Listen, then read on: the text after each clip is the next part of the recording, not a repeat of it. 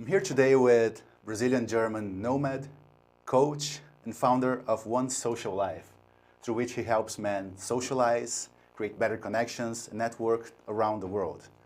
Welcome, Julian. Is that it? Did I miss something? No, I think it was a perfect introduction. Yeah, thank you so much for having me on your podcast. I'm really glad. My pleasure to have you here, man. Welcome. And first thing I wanted to ask you is, what you were like when you were growing up? Because when we think about Germany, and you grew up in Germany, right? Yeah. So when we think about Germany, we don't think about the most social place in the world. And now you are No. a coach for interactions. So how was it growing up in Germany? Were you always social like you are today, or were you more quiet when you were a teenager? How was it like? Yeah, so my background, I'm born in Brazil, so I'm Brazilian, but as a child I came to Germany. So and I grew up also with a German family. So I got all the, let's say, German organization and German habits with me. But when I grew up, I still had, let's say, Brazilian roots and all things Brazilian family. And Brazilian are usually more social than Germans. So I had like a good mix. And I think I was always a quite social person, but still quiet when I grew up.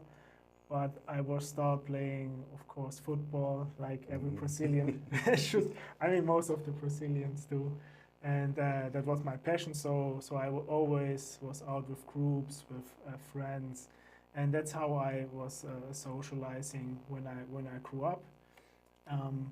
And yeah, I am not that young anymore. So I'm 39. Yeah, I will become 40, unfortunately, soon. It's not a bad age. I'm 40. So Yeah. So not are a you big feeling deal. anything strange? Can you still walk down the street? Just a little bit more pain in the back and stuff like that.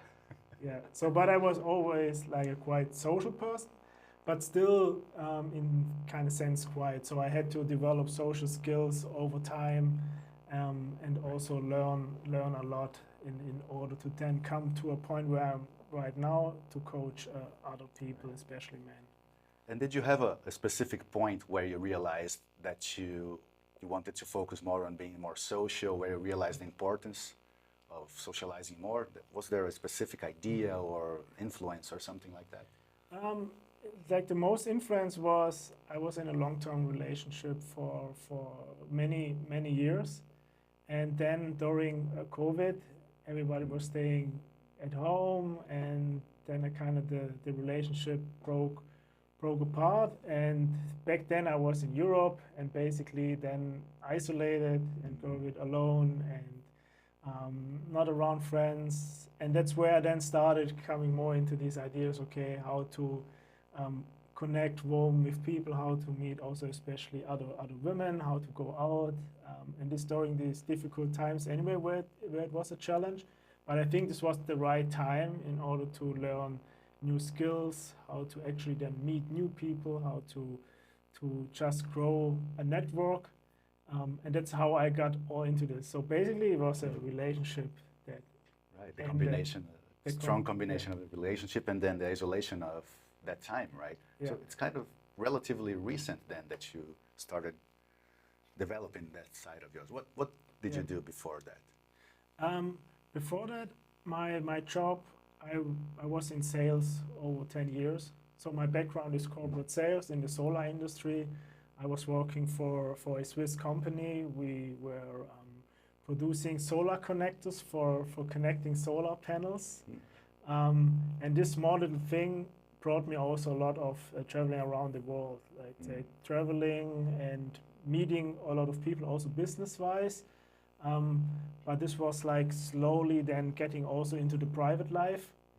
And this was now, I'm working in sales, was working over 10 years. But when I started then to do also a lot of private social stuff, it was like 3-4 years ago, then during the COVID time, I would say.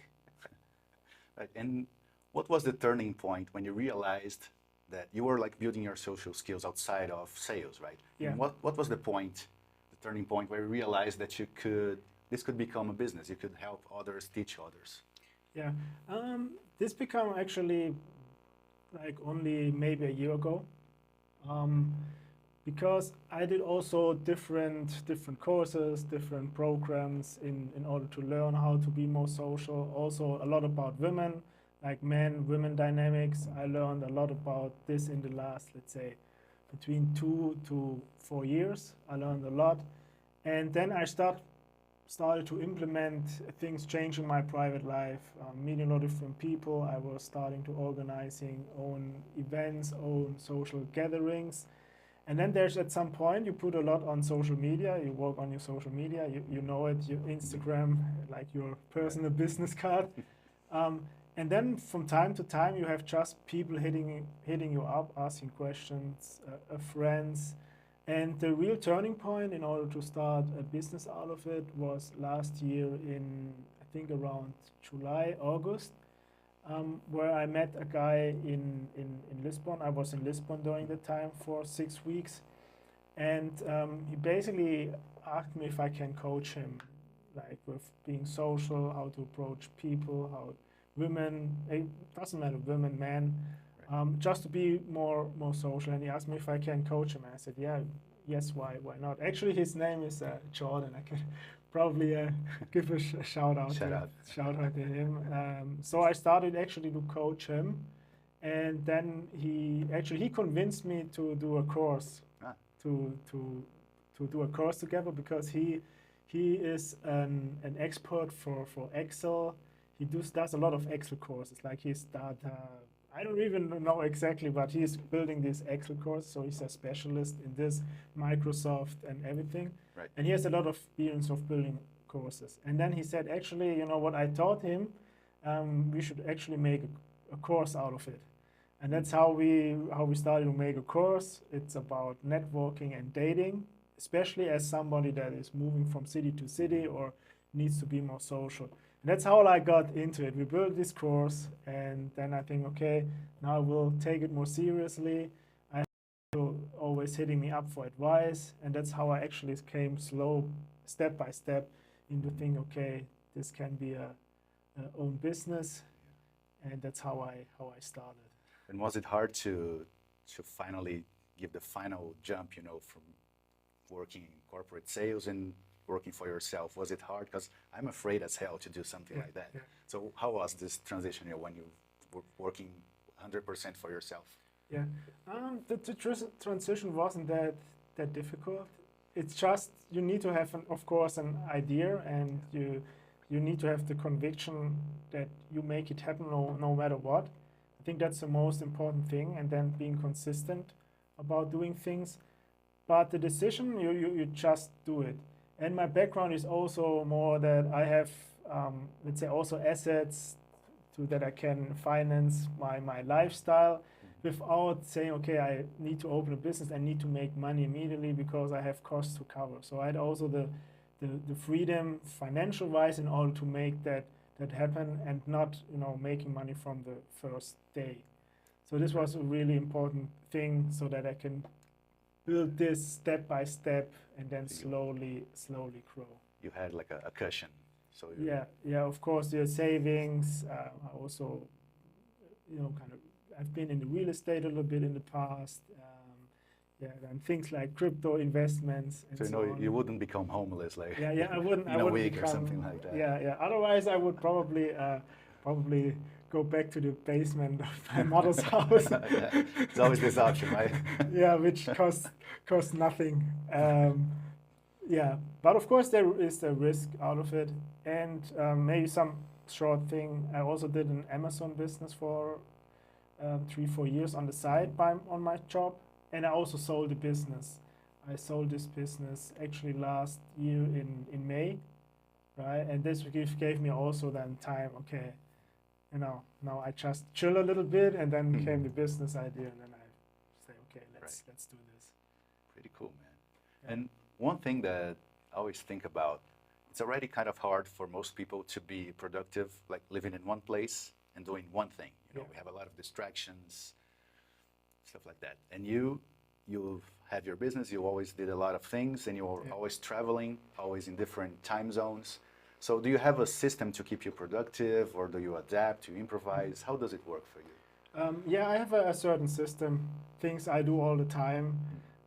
They are, of course, non-negotiables I have in my system, like going to the gym, eh, sleeping 8 hours, that's important for me.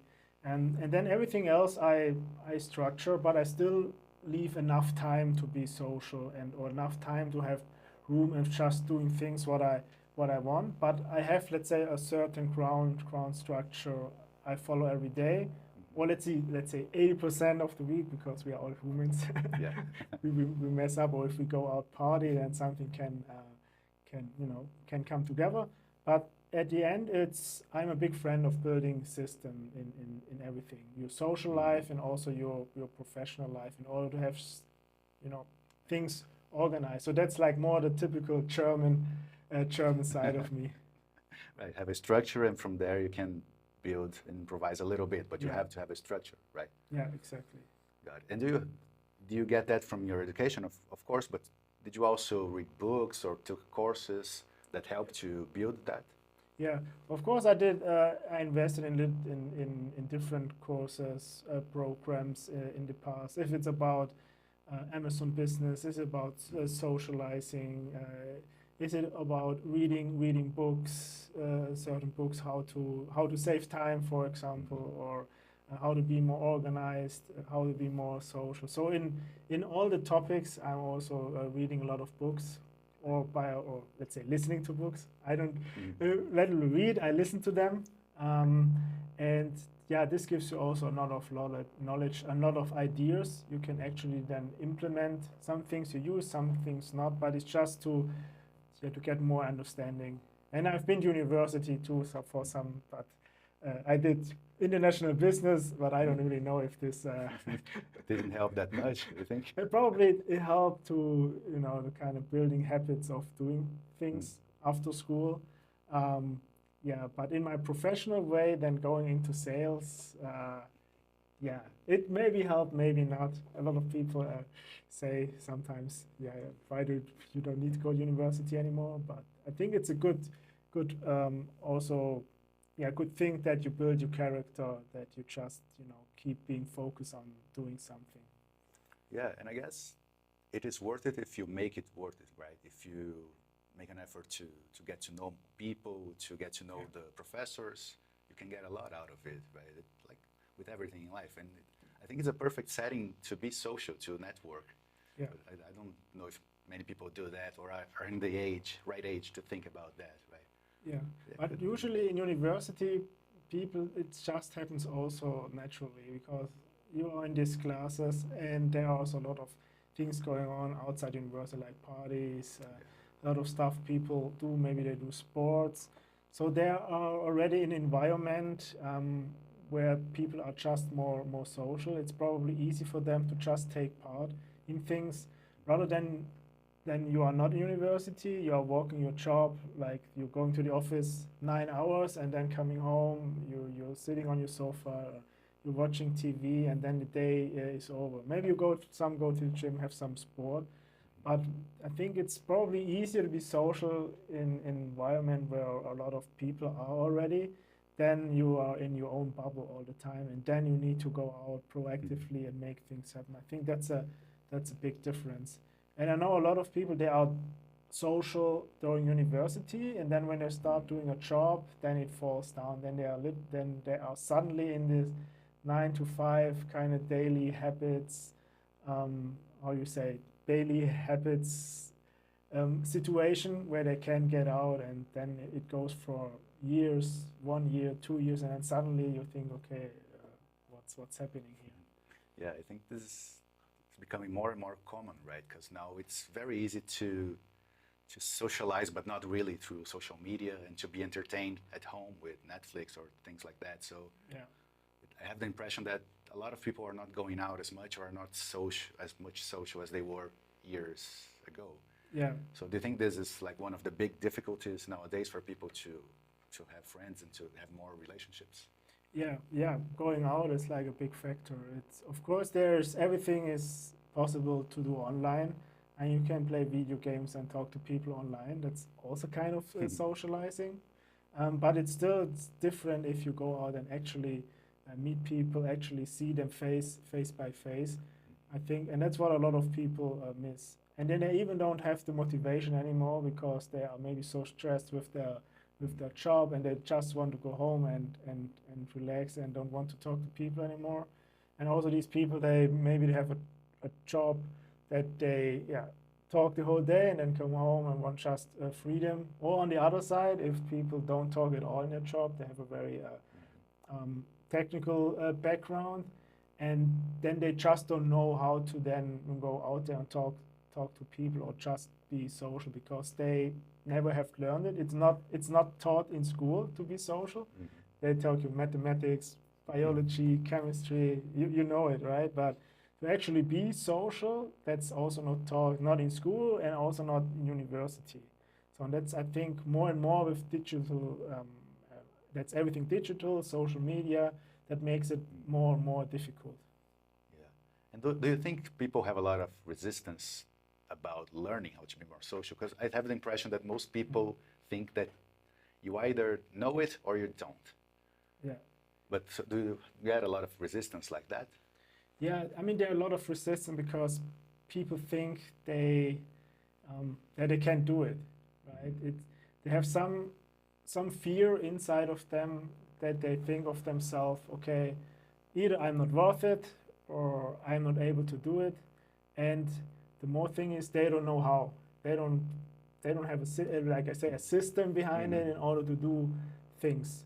And that's like the problem. They don't know how, and then they say, okay, like, I rather just don't do it because I have the fear it doesn't work out anyway. And that's like then the spiral you have, and then it's very hard to get out of there if you don't have somebody, or maybe you don't have friends that just say, hey, let's go, or motivate you. But if you have to do it alone, if you are this, let's say, lonely wolf, then it's really difficult to break out of it. And do you think it's easier to break out of it by a change in the thought process, or do you think it's easier to kind of force someone to go through certain experience, like, oh, go out and say that thing, even if the person doesn't believe it, the person lives through the experience and changes? Do you think which happens first, or which is easier? I think at first, of course, it's like easier to consume content, for example, and kind of see how other people doing it. But the problem with consuming content is the taking action part. So a lot of people, they consume and they think in their mind, okay, they can do it like this or like that, but then actually doing it something else. So what's really important is, of course, like, consume the theory, but then go into implementation, actually do something. And that's where you then learn, that's where you then make a lot of mistakes at being, a lot of things probably will feel very, very awkward. But if you kind of push through this barrier, you will get a real great gratification, a reward, right? And then this will keep you going, because you then see little wins, and then it's just, okay, now it's the time, just move on and being consistent. But that's then also a difficult part, to do it then consistently. What's then also a struggle for a lot of people. Yeah, that's like you said, a lot of people are very busy with their work or their whatever they have to do during the day. So how do you think are the easiest ways that people can incorporate a bit more of this social vibe into their lives? Like, sometimes they can't do it at work, but maybe at the gym or at streets, grocery shop. What are some easy wins that people could do to start this journey? Yeah, you are already naming it. It's just look at your day, what you are doing. Okay, you are going to work, right? You still will probably meet some people at your working place. That's like already one easy starting point, to just have small talk with people. Or then you go to lunch. You probably go to a restaurant, or there is maybe a meeting room where people just have lunch. So that's another possibility. Then after work, you might go to the gym. You have any kind of sporty activity can help you to get in touch with people. Even if you sometimes just give a simple hi to people, already gives you a more social vibe to it. And then it's just also to see, okay, what other activities you can do, or what do you do at the weekend? Do you go to a cool event? Do you go to a cool bar? And just to kind of have the mindset of going there with intention if you want to meet new people. And sometimes a simple hello just helps you to get the ball rolling. Right. So yeah, it's a mindset shift. Yeah. So you can actually see more opportunities without drastically changing your life, right?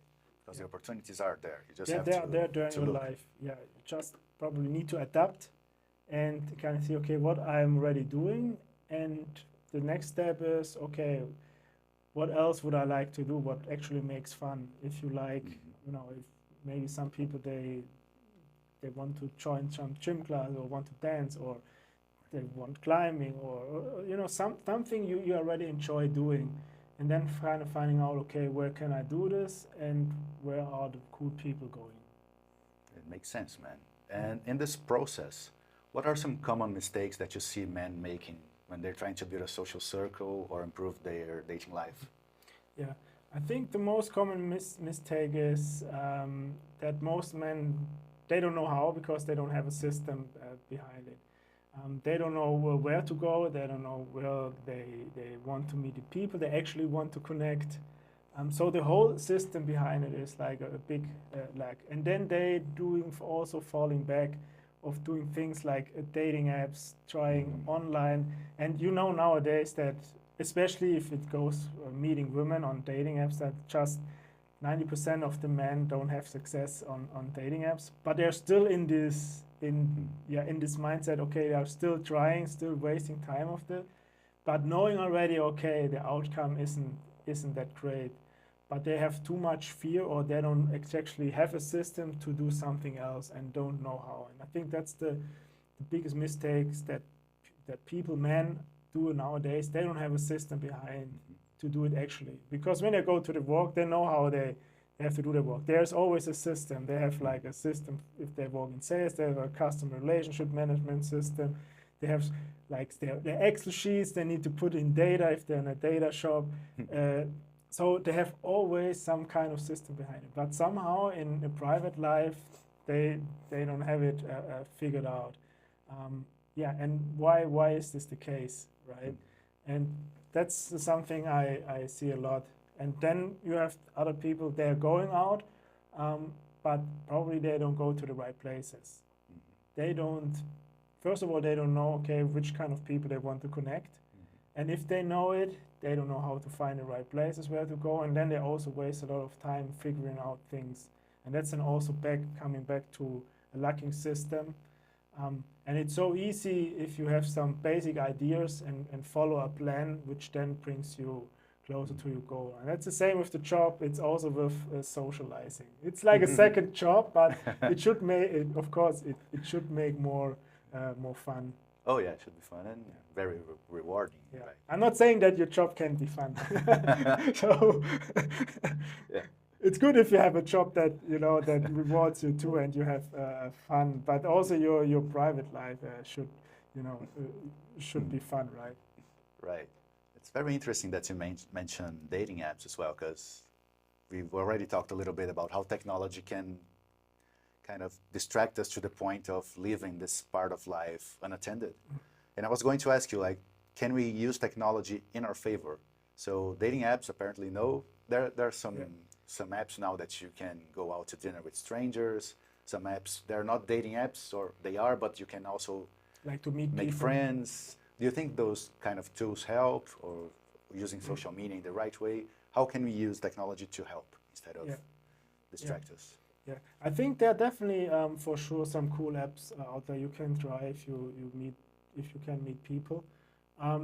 It's also that dating apps just doesn't work for a lot of people because they don't know how to use it correctly, like with the right pictures and so on. But still, it's like a hard game. So, and then you have all the social media like Instagram, TikTok, and so on. So Instagram is the biggest one, and you can actually use Instagram for as a tool and make it to your advantage. So it starts like it's like a personal business card. If your Instagram like looks presentable, if you have maybe presenting your lifestyle, you have some, let's say, cool pictures. Sometimes it doesn't need to be too fancy. It just need to be something, solid. There are a lot of, let's say, theory out there how you can build your Instagram, but it should kind of face like something presentable, that if you exchange the contact information with a girl or with a man, that when they see your Instagram, that they don't think that you're a complete idiot. So I think that's a very important basis, let's say, ground level you need to reach. And then actually you can use then the technology to your advantage, because every person you meet and you exchange your Instagram, you basically have in your funnel. Yeah, they can see your stories. You can see what they are doing. You can find new places where to go. So it's very a very important tool you can use to your advantage if you do it the right way.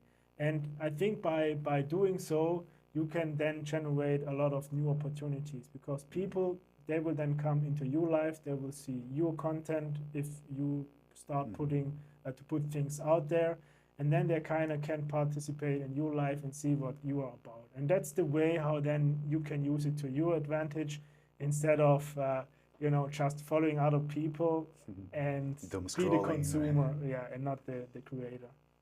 Right. And yeah, you mentioned again the finding the right places to go, right? Because when I was younger, it was kind of automatic. We always went to nightclubs, and we went to a bunch until we found one that we liked. Yeah. But I think nowadays nightclubs are not so big as they were before. People are doing some other stuff. So how do you find the right places to go besides, following interesting people and see what they are doing? Are there other ways to find cool places like that? Yeah, of course, besides, let's say, the online research, it's like you're saying, like back in the days, you had to go to places and test them out, basically. And that's the same thing you can still do nowadays. Actually go to specific places you think are cool, and just going there and see what people are hanging out there. And then talk to people, get to know the staff, and asking them about their experience, about the place. Maybe they know other cool places in the city, and then it's just finding out by talking to people. Even if you go to the gym and you see somebody cool there, then you have a conversation, and then you ask, okay, what are you doing in the weekends usually? Do you have any favorite spots around the city? It's a lot of also gathering information just in person from people which are out there, which are social. So that's a good point. Of course, it takes more time. It takes courage to talk to people, but there you actually get a lot of great information. And also the positive part of it, you create a connection with these people too. So potentially they could take you then to these places. If you are a cool guy, if you know how to socialize, they would like you and actually maybe invite you to something. And then the other point is, while you're creating these connections, people will then also invite you to, let's say, more exclusive things, which are not, which you cannot find right away on Instagram, by or definition. There are private events or events in general which are maybe not that public, which then people make you aware of it, and then you can come into different circles. But yeah, you can only find this out by talking to people in person. And the online research has like a certain barrier, and the other thing is then in person. Yeah, and it's interesting because you focus a lot on people who are nomads or traveling, but you can do this living in a place too, right? You can kind of start a new social circle from zero. Either you're traveling or living in a city, right? Or do you see a lot of difference? People should act differently or not so much? No, the system is the same. It works anyway. Like you can, even if you live in a city for some time, you can use the same principle as you're moving from city to city. Or if you are traveling occasionally, it's the same system. You just need to go out and gather your information. Because if you are in a city, if you are living there for some time, but you don't have the contacts, you always need to build them up. It's then at the same state of somebody coming you, so you are at the same level. So you need to put in the same work. Maybe you already know something, but in general, the system is the same. There's no difference. Do you think this could be like an interesting 1-week challenge for people who are watching or listening? Like, go out and ask at least one person for a cool place to go? Do you think this could be an interesting first challenge for people Yeah. to start being more social? Yeah, 100%. I mean, you could go out today and ask one person at your gym about their favorite coffee place. Then you go to your, let's say, to a restaurant you like. You ask somebody there about their favorite coffee place, and you could do this like 5 times to different people. Right. And I think maybe if you get 5 different places, you can check out. You can do this on day 1. And on day 2, you could actually then check out maybe from the 5 places, 2 places of them. Nice, and then you do the same, right? Very interesting. And then you kind of go down. So you get like a domino effect. Yeah. So this you good. can easily do in 1 week if you also have the time, or you also integrate it just in your daily life, because you might have like a bakery you go in the morning, you get your coffee in the morning.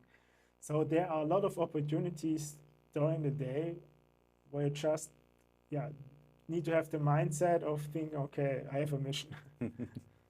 Interesting. And it makes things easier. And I think, I imagine, correct me if I'm wrong, but I think most of your clients and the people you work with, I think they're probably very rational and maybe more introverted. Yeah. So maybe having a system helps them visualize what they're doing, and maybe it's an incentive to keep doing because they can, see the building blocks of what they're doing, right? Yeah, they see the step-by-steps. I know there are a lot of people, especially people that are more, let's say, more introverted or more logical. If they see like a picture, if they have like a step-by-step plan, and okay, do step 1, step 2, step 3, it makes sense for them.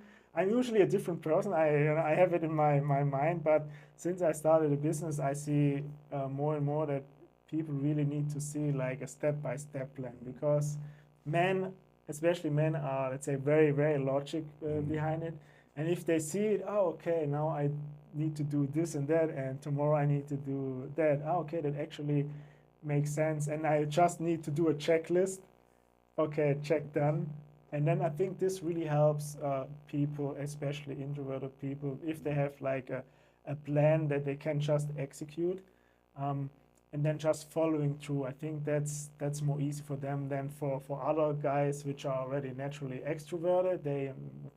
They just can go out there, do it, and they can maybe work on other things, right?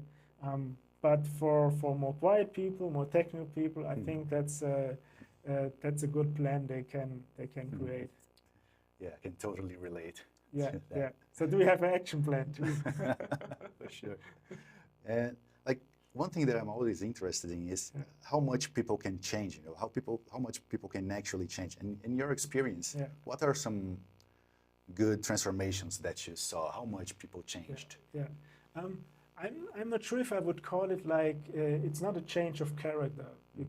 Because you still can be, let's say, the shy, quiet, introverted person. But if you, let's say, go into the right environments, if you have a plan and do it more strategically, it's not that you completely will need to change your person as being like this super extroverted person. There are just the little things you need to change also in the way you show up, in the way you communicate. But it's not that you need to be suddenly like this loud, extroverted guy that is jumping around everywhere. But if you do it with a plan and then with the strategy of going to the right places over and over, getting to know the people step by step, you don't need to bring out the hard hammer. You can then do it, let's say, step by step by a system. And I think there are a lot of transformation with guys that are doing this consistently, right? For example, the guy Jordan I mentioned from last year, I'm working with him since August last year. So what he did, he just went following a plan step by step, and then he went to these places. He talked to different people. He also then at some point got just invited into different places. And then he's just building slowly these kind of, I'm going to say, these skills, and also going to the right places all the time, and then actually meeting the people he wants to connect with, meeting the girls or meeting the women he actually likes. And I think that's something you need to have in mind, to have the consistency and then taking the action of getting there. Because what I also see, a lot of guys, they kind of start things and they are motivated, but then they fall off because they are not consistent enough. And then they do something and then they stop doing it and then they fall back into old habits. And what I see, people that doing it consistently and taking action, these are the ones that have the most success. Right. And it's interesting that you said that the person doesn't need to change who they are. Because sometimes when we read about tips for socializing, Yeah. you have to kind of transform into someone else. Like an introverted become an extroverted. And that is not the case, right? You don't need to become someone else or be fake. You just have to kind of adjust little things. Yeah, just maybe just the way you say things at some time. You know, and not thinking about too much what you say, but then how you say it. So I think that's always an important thing, because if you are this becoming this person, or let's say it's more development, like you're saying, it's not going from introvert to extrovert. It's just being a new person and then develop into somebody that then knows how to talk or how to be social, and then doing it in the right places. So that's like the whole thing you need to adapt. Of course, there will be some slightly changes of your persona, but it's not your complete character won't change.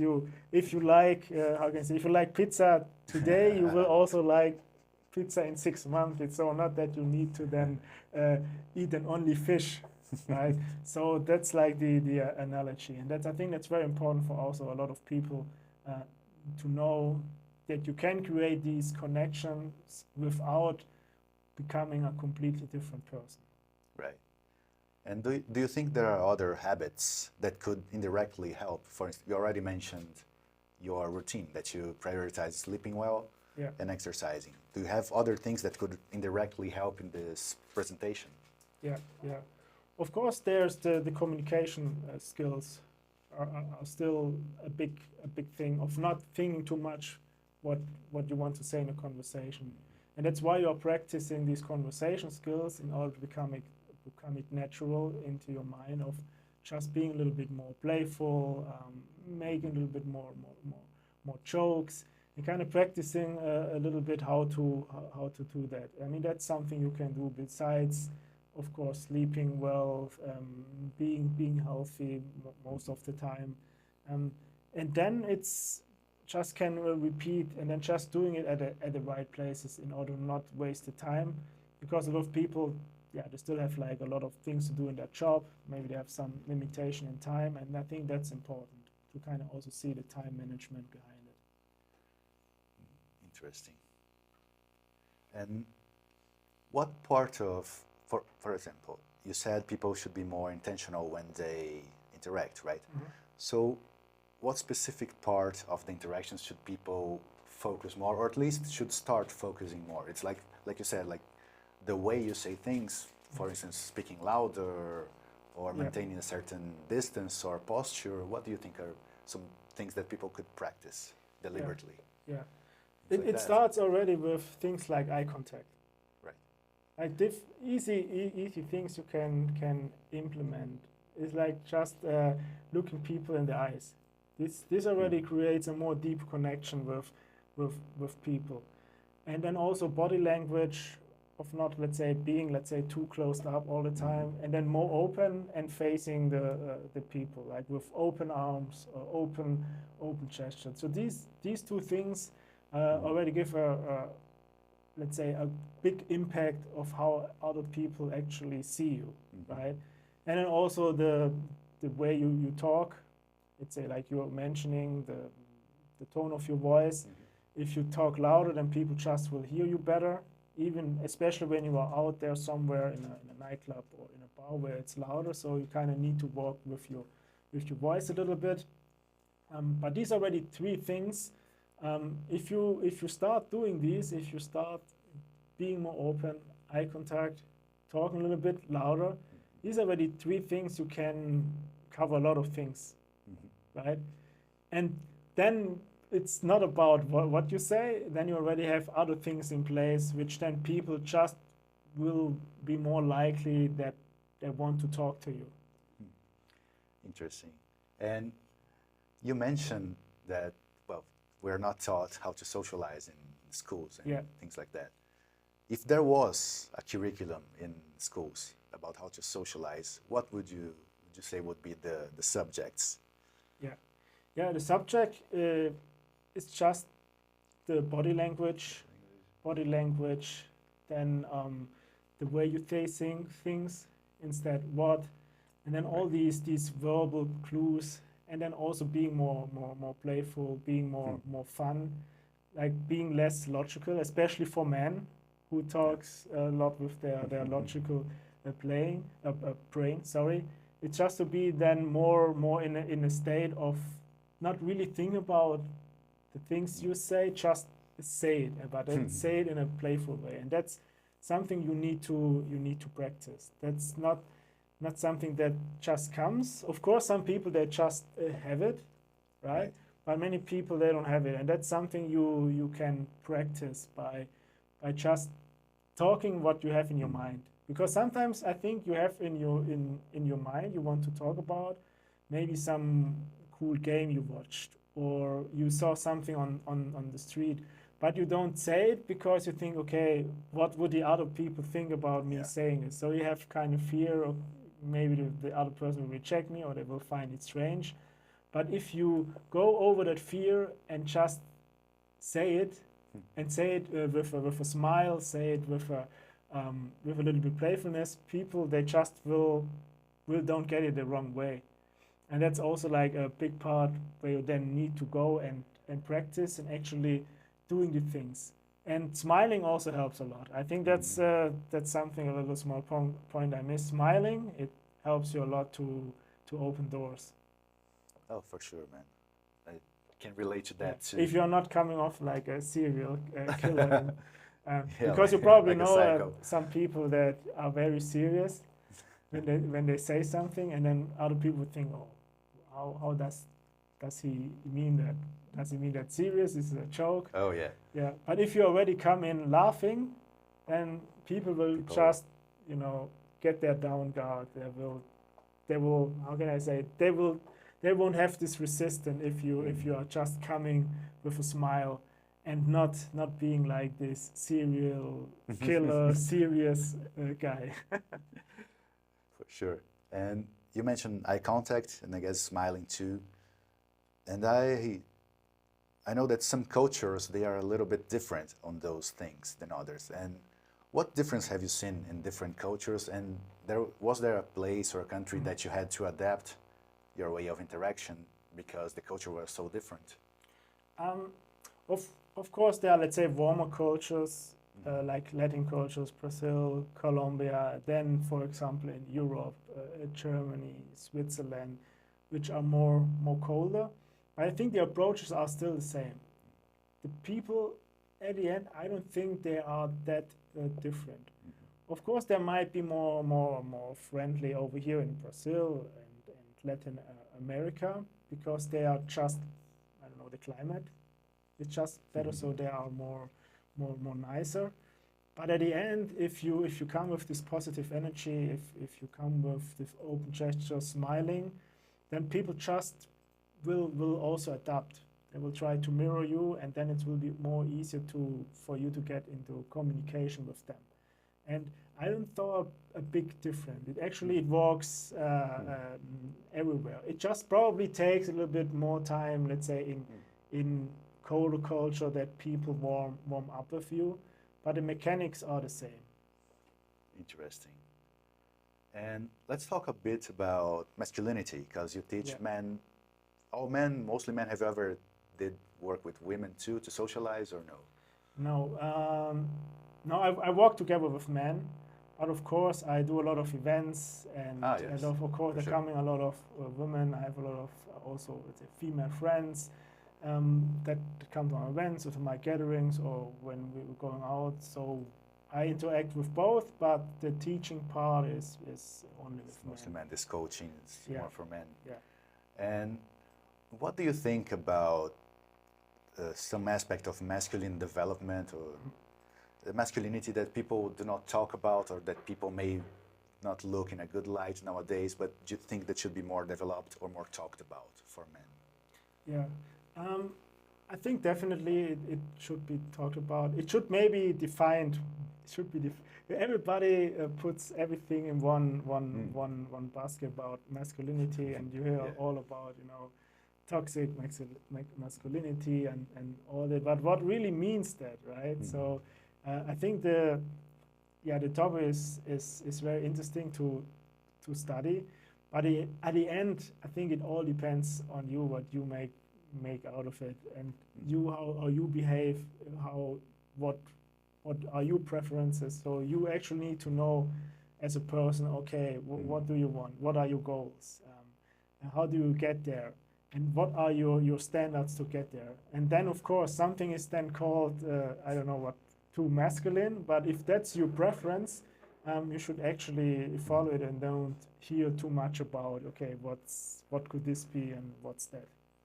Right. So, yeah, like I said, it's kind of a bucket. I have the same thing with the word generation, Generation Z or Y, whatever. It's hard to define a whole group of people with one word, right, or one expression. So, yeah, I like this. Yeah. Let's focus on the individual, right? What is the individual's? Yeah, I like the standards. Just, it's important to know who you are and what do you like and what you don't like. And it's all about also boundaries. So what I realize is also a lot of men, they don't know their boundaries, right? They don't know their boundaries. They don't know their goals. They don't know how to get there. Sometimes they don't even know what they like, they don't like. They have a feeling, oh, I don't like this, okay, or maybe I like. So if most of the men, if they just would know, okay, what are their boundaries, their preference, and where they want to go, and then follow through. So if somebody steps over to their boundaries and then then having then making consequences out of it, I think this would then help them a lot.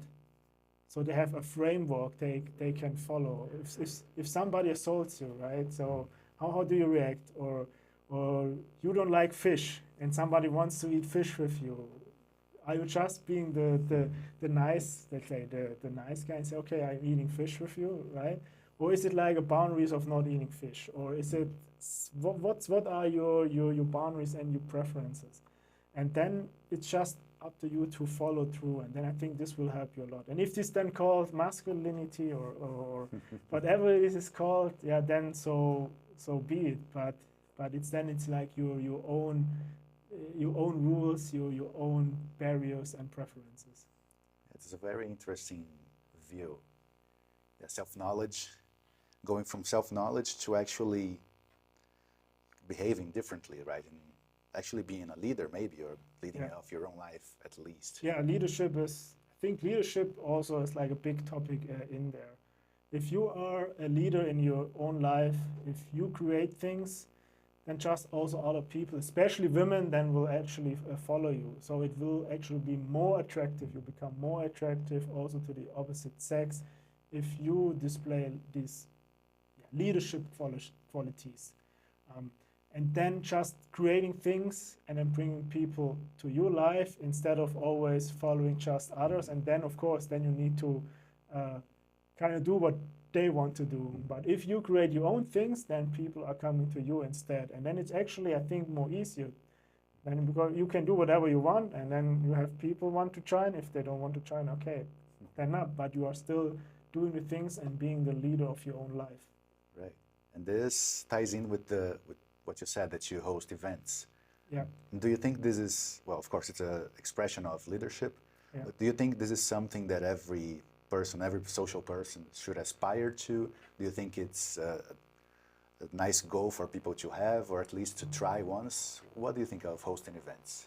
Yeah, I think for me personally, it's a very, very big point in order to just grow my social circle the way I want to. So I use the events. I did a lot of different events in the past, from charity things to connecting influencers, models, and photographers together. then did yoga events, sporty events, and I actually used these events to create my social circle, to actually invite the people I want to meet and then provide value in some kind of way. So it's provide value and then meet the people I want to meet.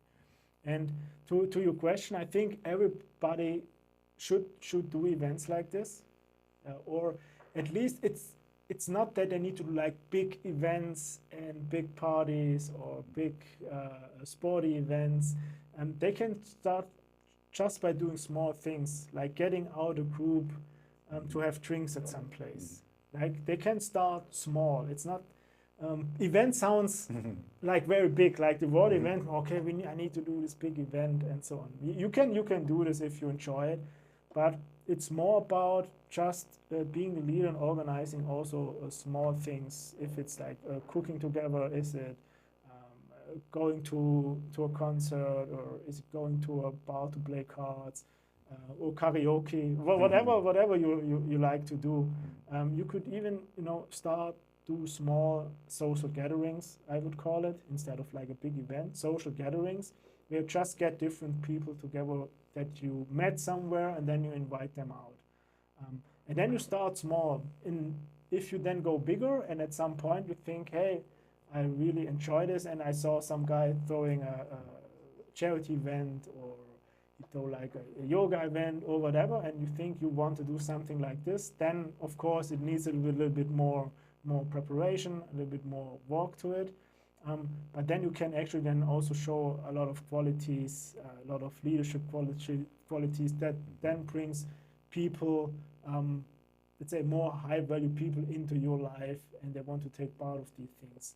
So I definitely recommend doing it, but you can start small and then grow if you like doing it, and then maybe then have own ideas. Right. And you usually try to throw events, even if you're new in a city. When you arrive in a city, you see if there is an opportunity to do something that's actually you pursue actively. Yeah. I do this actively, but it's not that I do it like big events like immediately. I just figuring out a little bit the vibe. I'm figuring out the people. Then I talk to people what would they like, and then what I like, and then I will set something together. And I have a certain system in place where I can do the things very, very quickly, because I have done it several times. So I know exactly how to invite the people, where to find the people. Maybe they are warm, I talk to them. And then, of course, there's also a lot of people you might find on Instagram that you want to connect with, and these then are you inviting cold. And I have like a certain system you then can follow through and actually then get people together to an event like this. That's like a whole different technical thing, but at the end the goal is the same: getting people out and having a great time.